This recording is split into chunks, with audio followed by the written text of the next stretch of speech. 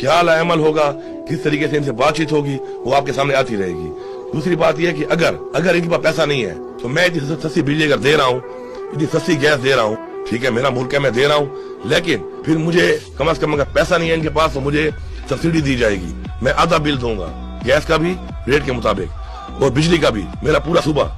और उसके बाद ये कटौती करते रहे मेरे उन पैसों में, मुझे उससे भी एतराज नहीं है, लेकिन मुझे पैसा भी चाहिए, मुझे रिलीफ चाहिए, मुझे ये रिलीफ इनको देना पड़ेगा। ये मेरा हक है, न ये भीख है न खैरात है। मैं अपना हक क्यों ना मांगू?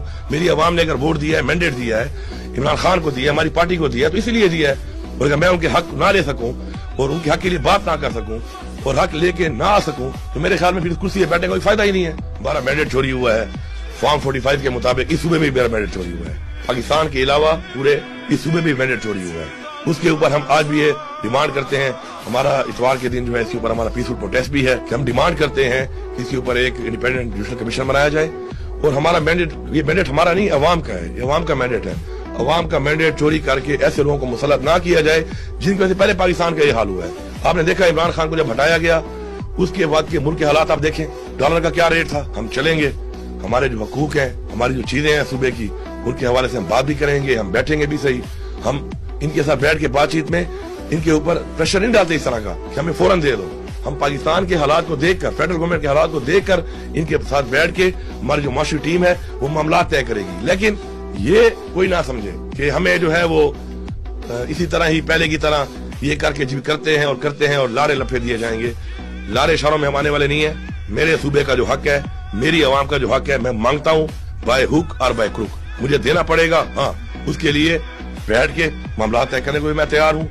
मैं आपके माशी हालात को देखते हुए आपको रिलैक्स करने को भी तैयार हूँ। और इसलिए मैं आपको कह रहा हूँ कि मुझे कुछ पैसे उस बात में दें, कुछ पैसे खैर है मेरी कटौती आप करें, लेकिन मेरी बिजली का जो यूनिट है वो मैं आधा दूंगा। आप पैसे काटे, मेरे कर्जा तो उतार रहे हैं आपने मेरा। इसी तरह गैस में भी आपने जो इतनी महंगी कर दी है, मैं 50% आपको देने को तैयार हूँ।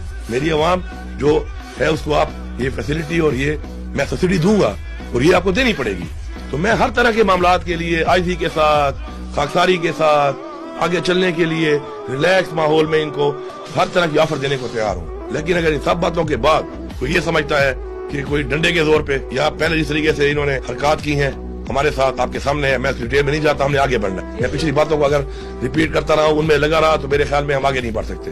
किसी का अगर ये ख्याल है कि ऐसी पॉलिसी इख्तियार करके हमारा मुंह बंद किया जाएगा, हमारा रास्ता रोका जाएगा, तो ये इनकी भूल है। मैं क्लियर बता रहा हूँ, मैं जब तक कुर्सी पे बैठा हूँ मैं कंप्रोमाइज नहीं करूंगा, ना अपने सूबे पे ना अपनी आवाम।